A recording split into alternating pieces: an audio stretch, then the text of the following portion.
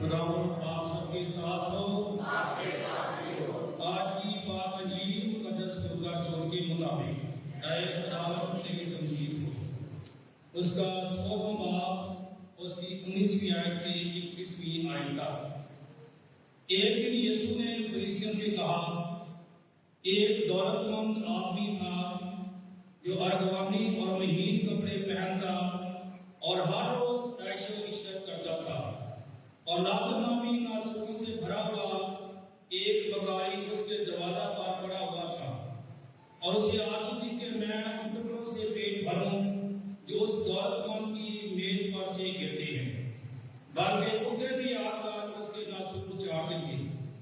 اور ایسا ہوا کہ وہ بکاری مر گیا، اور فرشتوں نے اسے لے جا کر ابراہیم کی گود میں پہنچا دیا، اور وہ دولت مند بھی مرا اور دفنایا گیا۔ اور جب اس نے عالم ارض کے عذاب میں مبتلا ہو کر اپنی آنکھیں اٹھائیں تو دور سے ابراہیم کو دیکھا اور لازر کو اس کی گود میں، اور اس نے پکار کر کہا، اے باپ ابراہیم، مجھ پر رحم کر اور لازر کو بھیج تاکہ وہ اپنی انگلی کا سیاہ بھگو کر میری زبان ٹھنڈی کرے، کیونکہ میں اس آگ میں تڑپتا ہوں۔ اور ابراہیم نے کہا، بیٹا یاد کر کہ تو اپنی زندگی میں اچھی چیزیں حاصل کر چکا، اور اسی طرح لازر بری چیزیں، بس اب وہ تسلی پاتا ہے اور تو تڑپتا ہے۔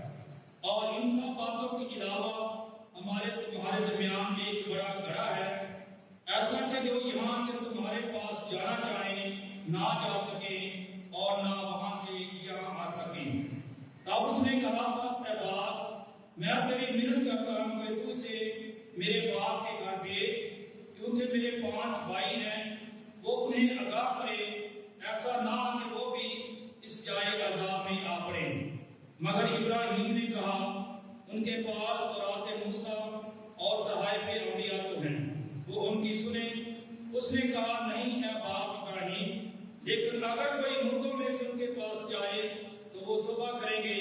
مگر اس نے اسے کہا کہ جب وہ تورات موسیٰ اور انبیاء کی نہیں سنتے تو اگر مردوں میں سے کوئی جی اٹھے تو اس کی بھی نہ مانیں گے۔ آج میرے سو عالمگیر کلیسیا کے ساتھ مل کر ہم سال کے دوران کا 26واں اتوار مناتے ہیں۔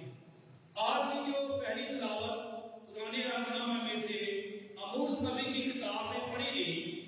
آج کی اس پہلی تلاوت میں ہم نے دیکھا کہ عموس نبی کے سامنے کون سے لوگ ہیں جن کو وہ خدا کا کلام سنا ہے۔ آج عموس نبی کے سامنے جس کو بائبل مقدس میں انصاف کا نبی بھی کہا جاتا ہے۔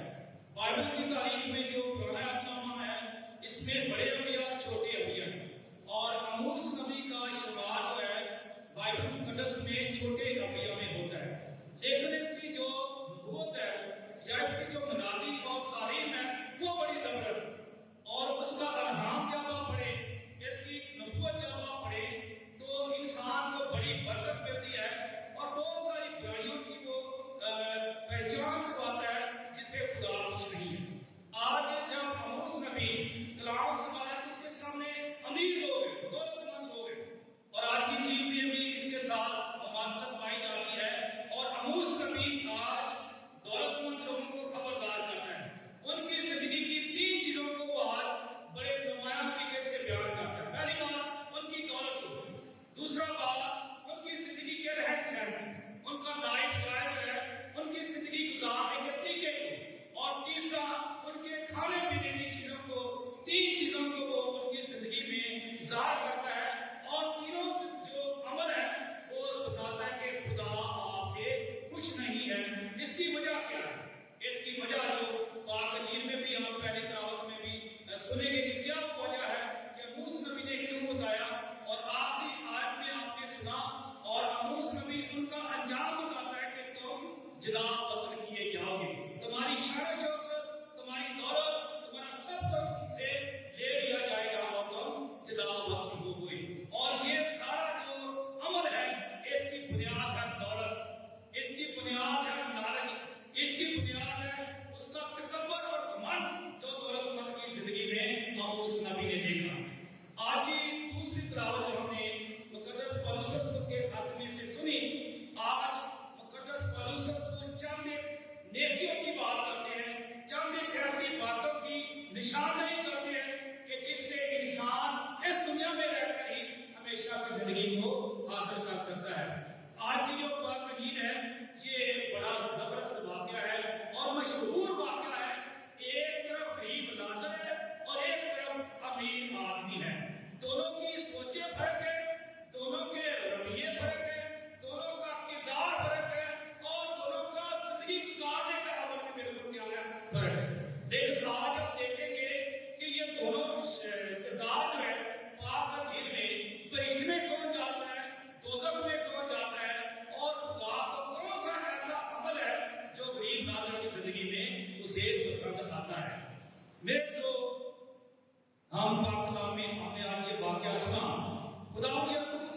جب یہ تمثیل سنائی، یہ واقعہ سنایا، اس وقت حالات کیا تھے؟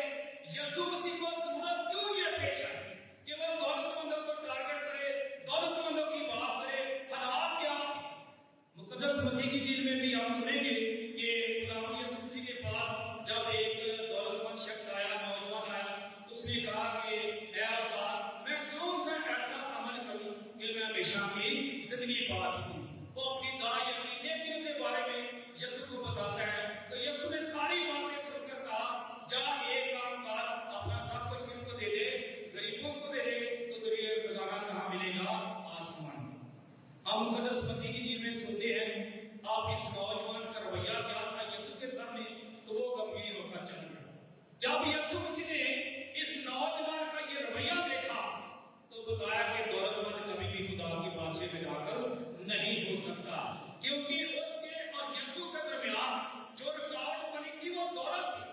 ہمیشہ کی زندگی کے درمیان جو رکاوٹ بنی، اس کے اندر لالچ تھا، اس کے اندر دولت تھا، اور دوسرا تھا خدا کی نافرمانی۔ میرے سو مقدس لوکا کی انجیل میں بھی ہم پڑھتے ہیں کہ جب یسوع مسیح نے یہ واقعہ سنایا، اس زمانے میں سوچ کیا تھی؟ یہودی سوچ یا دوسرے لوگوں کی سوچ یہ تھی کہ جو غریب لوگ ہیں ان پر خدا کی لعنت ہے، غریب ہونا یہ خدا کی طرف سے لعنت ہے، اور یہ لوگ کبھی بھی خدا کی بادشاہی میں داخل نہیں ہو سکتے۔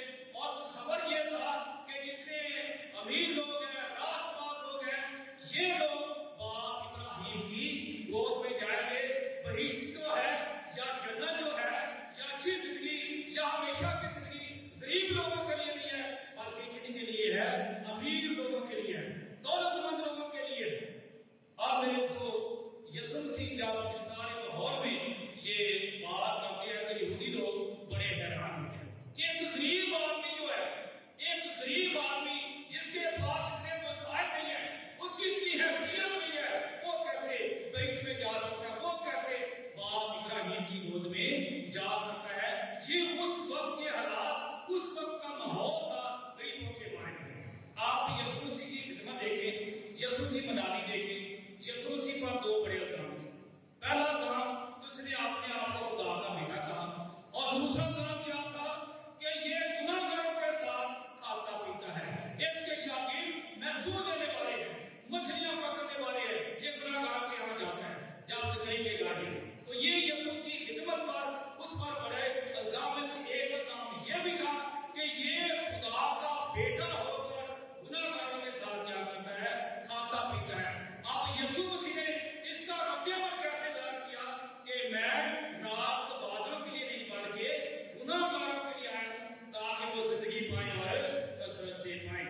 میرے یسوع مسیح کی جو خدمت ہے، یسوع مسیح کی جو منادی اور بشارت ہے، اس کا مرکز امیر لوگ نہیں ہے، راست باز لوگ نہیں ہیں، نیک لوگ نہیں ہیں، بلکہ وہ لوگ ہیں جو رد کیے لوگ ہیں، جو کمزور ہیں، جن کو خدا سے دور کیا گیا ہے، ہیکل سے دور کیا گیا ہے، یہ کہہ کر کہ تم غریب ہو، تم کبھی خدا کی بادشاہی میں داخل نہیں ہو سکتے، تم پر خدا کی لعنت ہے۔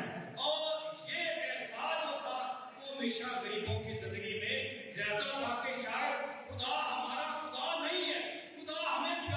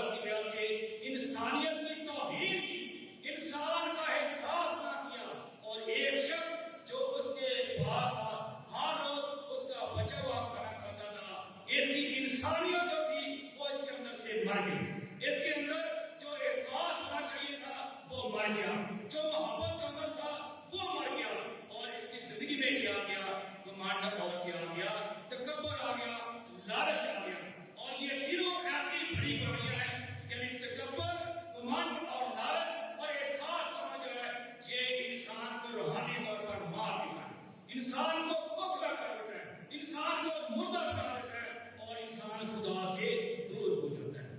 میرے سو اب یہ انسان جب اس دنیا میں تھا اس کی زندگی میں کبھی احساس نہ ہے، اب اس کو احساس کب ہوتا ہے، اپنے انجام کا پتہ کب چلتا ہے؟ جب یہ زندہ ہے اس کو اپنی آخرت کے بارے کوئی فکر نہیں ہے، اپنے انجام کے بارے میں کوئی فکر نہیں ہے، لیکن سوال یہ ہے کہ جب یہ مرتا ہے آپ زمینی زندگی کا اور آسمانی زندگی کا فرق دیکھیں۔ یہ جہاں میں جہاں وہ رہتا تھا اس کی توجہ آسمان کی طرف نہیں، خدا کی طرف نہیں، انسانیت کی طرف نہیں، اس کی زندگی گزارنے کا عمل جو تھا وہ ٹوٹلی کا ٹوٹلی برائی سے بھرا پڑا۔ اور جب یہ دونوں خدا کے پاس جاتے ہیں اور یہ بھی ایک بڑا معجزہ ہے کہ غریب آدمی جو ہے وہ باپ ابراہیم کی گود میں ہے اور امیر آدمی کی طرح ہے وہ دوزخ میں تڑپ رہا ہے۔ اب میرے سو جب یہ آسمانی زندگی میں داخل ہوتے ہیں تو وہاں پر اس زندگی میں جا کر اس امیر آدمی کو توبہ کا احساس ہوتا ہے، اس آدمی کو اپنی غلطیوں کا احساس ہوتا ہے، اپنے گناہوں کا احساس ہوتا ہے اور بڑی شدت سے ہوتا ہے۔ اور شدت کی وجہ کیا تھی؟ دوزخ اور باپ ابراہیم کی سے دوری، کیونکہ یہ جب زندہ تھا اس کی سوچ کیا تھی کہ میں جب مروں گا، جیسے میں دنیا میں میرا لائف اسٹائل ہے، میں زندگی گزارا تو مرنے کے بعد بھی میں نے باپ ابراہیم کی گود میں جانا ہے، میں نے اچھی زندگی گزاری۔ لیکن جب یہ آسمانی زندگی میں داخل ہوتا ہے وہاں کا ماحول ہی بڑا ہے اور وہاں اسے احساس ہوتا ہے اپنی غلطیوں اور اپنے گناہوں کا، اپنے اعمال کا اور اپنے کام کا۔ اب اپنا جو اس کو وہاں احساس ہوتا ہے، ایک اور احساس اس کے اندر پیدا ہوتا ہے، وہ ہوتا ہے اپنے بھائیوں کا۔ اب جو اس کلام کی اس واقعے کی تشریح کرتے ہیں بائبل مقدس کے عالم میں بھی، وہ اس طرح تشریح کرتے ہیں کہ اس کے جو 5 بھائی دنیا میں تھے ان کا بھی لائف اسٹائل یہی تھا، ان کا کردار، ان کی سوچ بھی اسی طرح تھی جیسے اس کا کردار۔ اب جب یہ آسمان پر جاتا ہے وہاں جہاں اس کو اپنا احساس ہوتا ہے، اس کے ساتھ ساتھ زمین پر رہنے والے 5 بھائیوں کا بھی، اپنے خاندان کا بھی احساس ہوتا ہے، اور وہاں سے پھر سفارش بھی کرتا ہے، توبہ اور معافی کی اپیل بھی کرتا ہے کہ میں تو چاہے عذاب میں ہوں لیکن میری یہ درخواست ہے کہ کم از کم میرا خاندان بچ جائے۔ اور جواب کیا ہوتا ہے کہ وہاں پر خدا کا کلام اور خدا کے کیا ہے لوگ ہیں۔ میرے جو ہر طرف سے آسمانی زندگی میں انکار ہی کیا ہے، انکار ہے۔ آپ غریب لادر آپ دیکھیں، اس کی زندگی کی جو سب سے بڑی خوبصورتی ہے وہ ہے عاجزی، وہ ہے حلیمی، وہ ہے فروتنی، اور سب سے بڑی بات اس کے اندر خدا کا خوف تھا، خدا کا ڈر۔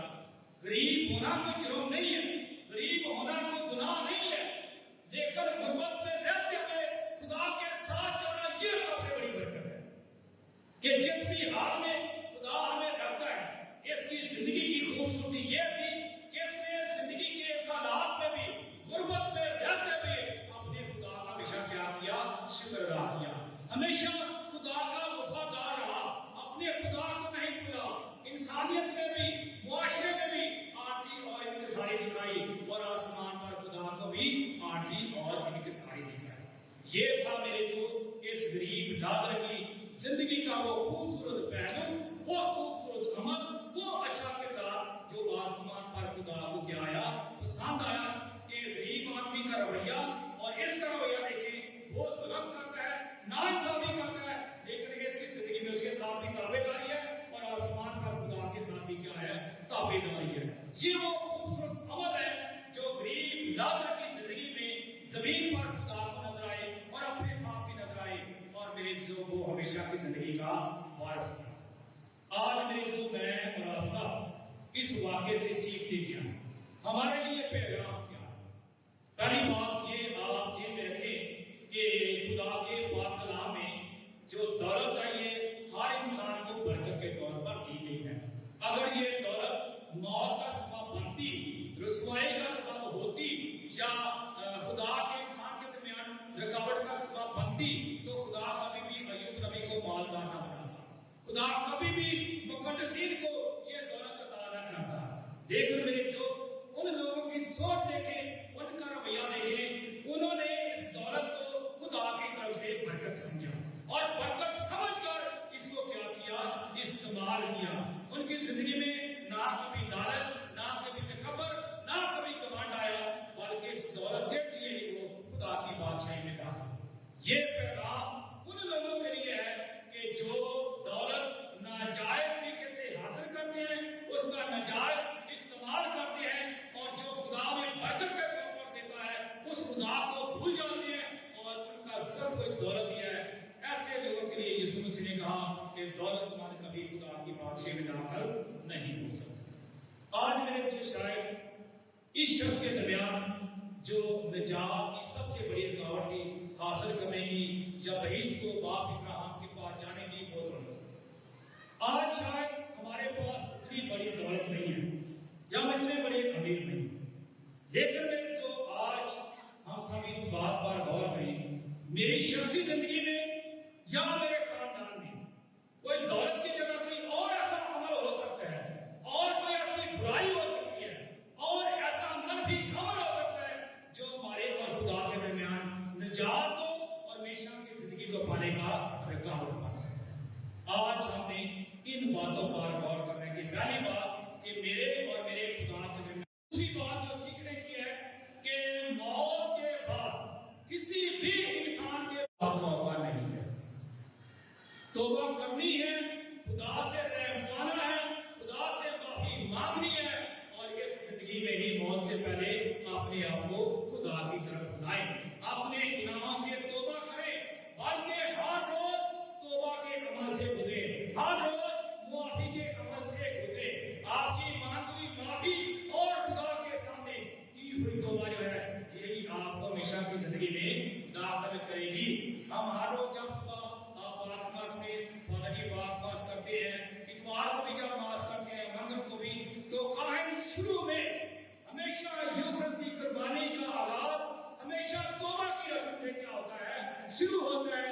और ये तौबा की रस्म जो है, ये बड़ी पुरमानी है कि काहिन के किए कहे हुए अल्फाजों के जरिए खुदा हमारे गुनाह क्या करता है, माफ करता है। और जितने भी लोग यूसुफ की कुर्बानी में शामिल होते हैं, खुदा इस कुर्बानी की बदौलत काहिन के जरिए हमारे गुनाह क्या करता है, माफ करता है। इसलिए मेरे जो आज हम जब इस वाकया पर गौर करते हैं, इसको देखते हैं, तो आज अपनी अपनी जिंदगी पर गौर करें कि जो जिंदगी खुदा ने हमें दी है, जो बरकत खुदा ने हमें दी है, दौलत की सूरत में है, जिंदगी की सूरत में है, घर की सूरत में है, रोजगार की सूरत में है, जो भी बरकत खुदा ने किसी भी तरह से दी है, हमेशा उस खुदा का शुक्र करना है। पहली बात। दूसरी बात, हमेशा उस खुदा को कभी ना भूले जिसने आपको सब कुछ दिया है। इस दौलतमंद की सबसे बड़ी कमजोरी यही, वो खुदा को भी छोड़ गया और इंसानों को भी छोड़ गया, उसके अंदर एहसास का अमल ही मर गया। और यही वो वजह थी जिसकी वजह से मेरे से ये इंसान जो है दोज़ख में जाता है। इसलिए आज हम पाक कलाम के मुताबिक अपनी जिंदगी पर गौर करें कि मेरी जिंदगी, मेरा किरदार, मेरा रवैया, मेरी सोच इस दौलतमंद की तरह है या इस गरीब लालच की तरह। दोनों का अंजाम भी हमने देख लिया, दोनों का किरदार भी देख लिया कि दोनों का अंजाम और किरदार क्या है। दलित ने अबूस नबी ने भी दौलतमंदों का अंजाम बता दिया कि तुमसे सब कुछ छिना जाएगा, तुम जलावतन हो जाओगे और तुम्हारी जिंदगी क्या हो जाएगी, खत्म हो जाएगी। ये मेरे जो जितने भी मनफी अमल जो किसी भी तरह से इंसानी जिंदगी में जब आ जाते हैं, ये इंसान को ईमानी और रूहानी तौर पर क्या करती है, कमजोर करती है। और आज हम खुदा से ये वादा करें, खुदा से ये दुआ करें कि ऐ खुदा मेरी जिंदगी को, मेरे खानदान को इस गरीब लालच जैसी जिंदगी और इस जैसा जज्बा, इस जैसा ईमान, इस जैसी रूहानियत अता कर, ताकि मेरे से जब मैं और आप इस दुनिया से खुदा के पास जाएं, तो हम भी इस गरीब लालच की तरह अच्छी जगह हासिल कर सकें। और ये मिलेगी इस दुनिया में रहकर जब हम अपने आप को तैयार करेंगे उस जिंदगी के लिए, क्योंकि ये जो जिंदगी दी है, इस जिंदगी में रहकर हमने उस जिंदगी के लिए अपने आप को क्या करना है, तैयार करना है। और फिर हम सब उस हमेशा ہمیشہ کی زندگی میں داخل ہوں گے۔ آج ان لوگوں کے لیے بھی دعا کریں جو دنیا بھر میں دولت مند ہیں، جو دولت کے ذریعے انسانوں کا احتساب کرتے ہیں، انسانوں پر ظلم کرتے ہیں، انسانیت کی توہین کرتے ہیں، کہ خدا ان کے دلوں میں اپنا خوف ڈالے تاکہ یہ اس امیر آدمی کی طرح لوگوں سے نفرت نہ کریں، نہ کہ بلکہ ان کے اندر خدا احساس پیدا کرے اور وہ اس دولت کو خدا کی برکت سمجھ